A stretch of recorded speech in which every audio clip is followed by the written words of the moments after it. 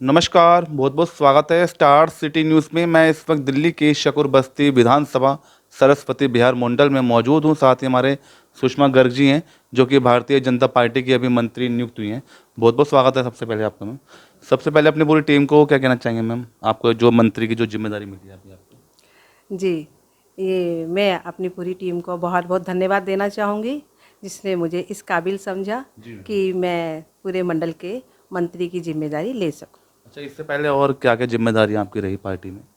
जी, इससे पहले मैं महिला मोर्चा अध्यक्षा थी सरस्वती बिहार मंडल में। अच्छा, राजनीति की जो आपकी शुरुआत कैसे हुई, इस राजनीति में कैसे आपने मुकाम हासिल किया आपने? हमारे समाज में जैसे ही कोई व्यक्ति आगे आता है, कोई समाज सेवा करता है, तो एक सीधा साधा सा कहा जाता है कि आपको राजनीति में आना है, या राजनीति में आने के लिए उसे प्रेरित किया जाता है।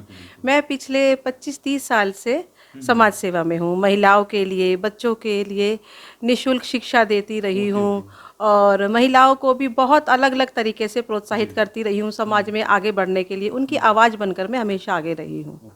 और राजनीतिक करियर देखेंगे तो मुझे 10-12 साल तो सक्रिय राजनीति में हो गए हैं। हाँ, ये है कि पद मैंने आज तक मैंने कोई पद नहीं लिया था। पद मैंने सबसे पहले लिया महिला मोर्चा अध्यक्षा का। जी। अच्छा, और वैसे आपको जो प्रेरणा मिली समाज की जो करने की, आपको जो एक भावना जागी आपके अंदर, ये कैसे आपके अंदर आई? कहते हैं कि आपके सबसे पहले गुरु आपकी माता और पिता होते हैं। तो जो संस्कार मिलते हैं वो आपको आपके परिवार से मिलते हैं। तो मैं एक ऐसे परिवार में पली बड़ी हूँ जहाँ पर कहा जाता है कि सेवा ही सबसे बड़ा धर्म है। वो कहते हैं हाथ हमारा ऐसे नहीं होना चाहिए, हमेशा ऐसे रहना चाहिए। तो संघ परिवार की बेटी हूँ, और बीजेपी को शुरू से ही वो सपोर्ट करते रहे हैं, और समाज के लिए हमेशा अग्रणी रहे हैं। तो भाई वही हम संस्कार हमारे अंदर भी आ गए अच्छा हैं। सुषमा जी, आप जैसे सामाजिक जो आपका जीवन है और एक राजनीतिक जो आपको एक प्लेटफॉर्म मिले हैं, तो आप किन किन संगठनों से जुड़ के आप काम कर रही हैं जैसे कि? जब मैंने सबसे पहले तो मैंने शिक्षण से शुरू किया, क्योंकि शिक्षण मेरा शुरू से ही बहुत एक पैशन रहा है कि मुझे ये रहता है कि ईश्वर ने जो शरीर दिया है, मुझे तन दिया है, कि इसका मैं जितना इस प्रकृति को वापस लौटा सकूं, उतना मेरी कोशिश रहती है। तो सबसे पहला मैंने जो शुरुआत की थी, मुझे याद आता है कि मैं बचपन से ही बच्चों को पढ़ाती रही हूँ।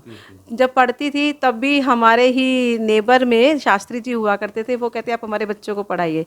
तो मैंने कहा मेरे पास तो समय नहीं। कहते नहीं, आपके पास समय हो जाएगा।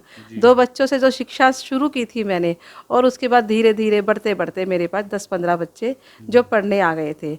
और उसके बाद शुरू में तो मैंने किया कि चलो बच्चे पढ़ रहे हैं। एक शुरू वाली उम्र ऐसी होती है कि उस समय हमें सेवा और काम में अंतर ज़्यादा पता नहीं होता।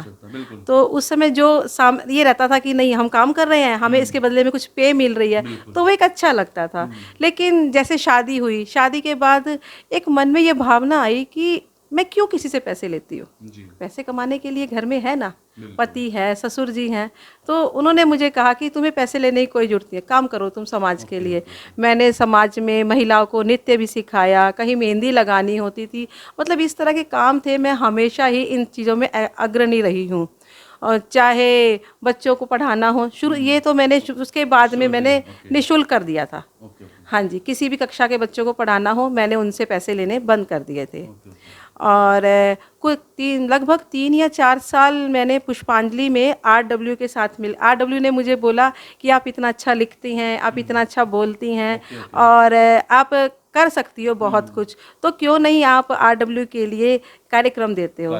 तो 3-4 साल मैंने 15 अगस्त का कार्यक्रम दिया। खुद ही बच्चों को पहले मैं चुनती थी और बच्चों को तैयार कराती थी, उनके लिए फिर अपने घर में उनको प्रैक्टिस कराना, डायलॉग डिलीवरी देना, उनकी डांस की प्रैक्टिस। मतलब क्या था कि एक 1 मैन आर्मी शो होता था ये। तो वो मैंने प्रोग्राम दिया स्टेज तक।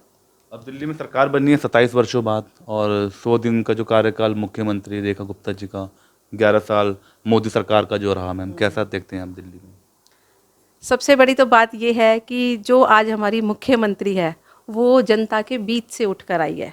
वो एक ऐसे घरेलू और देसी परिवार से आती है कि जो एक दूसरे का दुख दर्द समझने में उनको इस चीज़ में देरी नहीं लगती, क्योंकि वो देसी परिवार से आई है, वो जनता के बीच से उठ के आई है।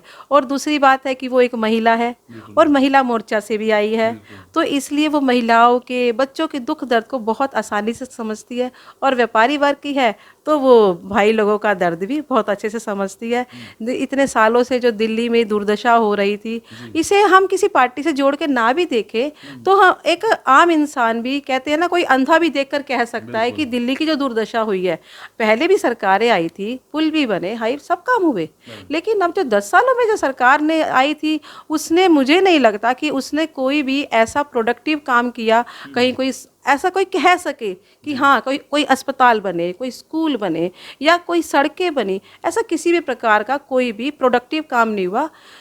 लेकिन फिर भी उसके बावजूद धन का इतना अपव्यय हुआ, कहा गया कि इतना पैसा लगा, इतना पैसा, अब उन्होंने कहाँ लगाया वो जाने और उनका काम बीजेपी के जाने। आगे की जो पॉलिसी है वो क्या रहने वाली है इन 5 सालों में?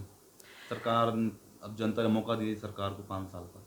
देखिए, जिन जो बीजेपी है वो एक, कहते हैं ना, एक पारदर्शिता, बीजेपी में एक पारदर्शिता है, उसका एक ध्येय है, क्योंकि वो एक संघ को लेकर चली है, स्वयं सेवी संगठन को लेकर उसकी वो छत्र छाया में रही है, उसके मार्गदर्शन में रही है। और उनका सबको पता ही है कि संघ का तो अपना एक अलग ही व्यक्तित्व रहा है और उनका अलग, उनका हमेशा उद्देश्य रहा समाज सेवा। तो बीजेपी का भी एक ही उद्देश्य है, सबका साथ सबका विकास। जब से आए हैं हमारे प्रधानमंत्री जी, उन्होंने एक ही काम सबको कहा कि सबसे पहला उनका रहा ध्येय साफ सफाई का। बिल्कुल बिल्कुल। अभी आप देखते होंगे कि सड़कों पे निकलते थे लोग, गाड़ियों में से कूड़ा कचरा निकाल के फेंक देते थे। आज हमारे बच्चे हैं, बच्चे खुद बड़ों को कहते हैं कि नहीं, ये नहीं फेंकना है। बच्चों को, बिल्कुल, बच्चों को अवेयरनेस, बच्चों ने ही परिवारों में भी अवेयरनेस फैलाई है।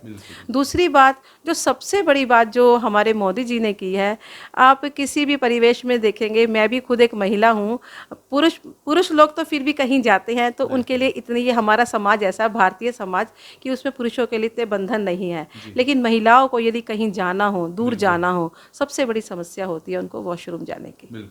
अगर वो सुविधा अगर नहीं होती है तो उससे उनको कितनी समस्याएं होती हैं वो एक महिला ही जान सकती है, या जिनके घर में महिलाएं हैं वो पुरुष भाई भी बहुत अच्छे से समझ सकते हैं। तो मोदी जी ने इस समस्या को जड़ से समझा, गहराई से समझा और उसको दूर करने का भरसक प्रयास किया और कर भी रहे हैं। अच्छा, दिल्ली में जो स्लम जो तोड़े जा रहे हैं, आप देख रहे हैं लगातार बुलडोजर एक्शन चल रहे हैं, क्या लगता है कितना सही लगता है आपको जो ये सरकार का जो निर्णय है? जो स्लम तोड़े जा रहे हैं वो हमारे बीच में एक भ्रांति फैलाई जा रही है। कुछ स्लम तो जो टूटे हैं वो रेलवे द्वारा तोड़े गए हैं जी। जब इनको एक जगह दी जाती है कि आप उस जगह के एरिया में ही रहे, तो क्या होता है कि एक इंसानी फितरत होती है कि जितनी उसको जगह दी जाती है वो उस जगह से ज़्यादा में ही रहना चाहता है। तो कुछ तो ये वाली नीति उनकी काम करती है। दूसरा ये है कि जब इन्हें जगह दी जाती है तो वो उस जगह को छोड़कर वहाँ पर, तो वो किराए पर, ये सुनने में जो आया है कि किराए पर भी चढ़ा देते हैं, उनको बेच भी देते हैं और उसके बाद वापस उन स्लम्स में आने के लिए रह जाने देते हैं, या अपने रिश्तेदारों को भी दे देते हैं रहने के लिए। स्लम वहीं के वहीं रहते हैं, स्लम बढ़ जाते हैं, स्लम के बदले में जितने घर दिए जा रहे हैं वो घर भी हैं। तो ये किसी पार्टी का नहीं है। ये पिछले दिनों भी लोकसभा में ये बात उठी थी, तब इसका जवाब दिया गया था कि रेखा जी ने भी साफ साफ ये बोला था कि ये स्लम किसी पार्टी ने नहीं तोड़े, ये कोर्ट के निर्देश से टूटे गए हैं और कोर्ट के निर्देश से इनको तोड़ा जा रहा है। तो ये जो चीज़ है, मुझे लगता है कि इसके ऊपर हम पार्टीबाजी ना करके हमें एक साझे निर्णय के साथ पे, और इसको देखा जाना चाहिए, समाज के हित में देखा जाना चाहिए। मगर विपक्षी पार्टियों का कहना है कि जैसे झुग्गियां तोड़ी जा रही है तो कहीं ना कहीं वोट बैंक की राजनीति हो रही है, या वो वोट खत्म करे जा रहे हैं, झुग्गी क्लस्टर जो वोट हैं। आप खुद ही समझिए, अगर एक तरफ तो कहते हैं कि वो हमारे वोट बैंक है, अगर उनको तोड़ेंगे तो क्या वोट बैंक नहीं टूटेंगे? बिल्कुल टूटेंगे ना। जी, तो ये तो अपने पैरों पे कुल्हाड़ी मारने जैसा हुआ। तो कोई अपना वोट बैंक क्यों तोड़ना चाहेगा? वो कहते हैं केजरीवाल जी की 40 लाख जो बेघर जो हो रहे हैं, झुग्गी झोपड़ी वाले लोग, उनको एकजुटता के साथ कह रहे हैं कि एक साथ रहो, अपनी आवाज़ उठाओ। उन्होंने कितनी एकजुटता दिखाई आज तक? जी, आप एक बार बताइए, क्या आज से पहले क्या स्लम नहीं थी, या आज से पहले केजरीवाल जी की सरकार नहीं थी? उन्होंने कितना स्लम के बारे में सोचा? उन्होंने केवल एक ही काम किया कि एक के साथ एक बोतल फ्री दे दी जाए। स्लम में कितना विकास किया, कितना उनके लिए सुविधाओं पर ध्यान दिया, उनको साफ सफाई के लिए कितना प्रेरित किया। आज मैं देखती हूँ, हम जब हमारे इलेक्शन का दौर था, मुझे अभी सक्रिय राजनीति में आए जो मैं पद लेकर आई हूँ, पद लेकर मुझे 2-2.5 साल हुए हैं। इन 2-2.5 सालों में मुझे पता है हमारी निगम पार्षद के साथ में, मैं शिखा भारद्वाज जी के साथ में, मैं इतना स्लम्स में गई हूँ, मुझे नहीं पता। पहले मैं ज्योति अग्रवाल जी के साथ में मैंने बहुत काम किया है, उनको भी देखती थी। उससे पहले मैं सारिका गुप्ता जी है जो बुराड़ी में है, उनके साथ भी मैं थी। हालांकि उनके साथ में क्योंकि वो दूर थी तो उनके साथ में काम नहीं किया था। ये अलग बात है कि हम भावनात्मक रूप में और वैसे मित्रता व्यवहार है तो हम जुड़े हुए थे। तो मैं इन सबको देखती थी, मेरे को ये लगता था कि ये सब स्लम में क्यों जाते हैं, मुझे ये चीज़ समझ में नहीं आती थी। लेकिन जब मैं राजनीति में आई, जब मुझे पता चला कि स्लम में जाने का असली मकसद क्या है, इन लोगों को अवेयर करना। क्योंकि जो एक निगम पार्षद होती है वो इनसे धरातल के तौर पर जुड़ी होती है जी, वो इनकी समस्याएं सुनती है। मुझे याद है कि जब हम पीरागढ़ी की स्लम में जाते थे या हम अंबेडकर की झुग्गियों में जाते थे तो वहाँ पर वो इतना प्यार करते थे सभी लोग कि हाँ शिखा दीदी आई है, और शिखा जी को बहुत मन से भी चाहते थे। अच्छा, साफ सफाई कैसी है अभी, जैसे शिखा भारद्वाज जी यहाँ की जो मौजूदा पार्षद है क्षेत्र की? देखिए वो बिल्कुल अपने जितना कर सकती हैं वो जी जान लगाकर अपना काम कर रही हैं। अच्छा, विधायक जी का काम बताइए, करनेल जी का। विधायक जी इन्होंने बिल्कुल जो दो हमारा जो वार्ड है, हमारा वार्ड 2 हिस्सों में बटा हुआ है। जो बीच में जो ये पीरागढ़ी का चौक आ जाता है उसकी वजह से हमारा ऐसा लगता है कि 2 हिस्सों में बट गया है। तो उसके लिए हमारे विधायक जी ने क्या किया कि एक अपना दफ्तर यहाँ बना दिया, एक दफ्तर उधर बनाया। तो उससे क्या हुआ, लोगों से इंटरेक्ट करने में उनको बहुत आसानी होती है। अच्छा, लास्ट में अंत में और क्या संदेश देना चाहेंगे आप? मैं बस यही कहना चाहूँगी कि कहा जाता था कि राजनीति कीचड़ है, और मैंने कभी सोचा भी नहीं था कि मैं राजनीति में आऊँगी। लेकिन यहाँ पर भी अच्छे लोग हैं, मैं सबके साथ देती हूँ। बीजेपी में सबसे बड़ी बात यही है, यहाँ पर हम जब साथ में होते हैं तो सभी भाई और बहन का नाता रखते हैं। सभी इतना प्रेम, स्नेह और सम्मान देते हैं कि इनके साथ में काम करने में अच्छा लगता है। ठीक है, बहुत बहुत धन्यवाद आपका समय देने के लिए। तो यह थी हमारे साथ सुषमा गर्ग जी, स्टार सिटी के साथ मैं जितेंद्र गुप्ता।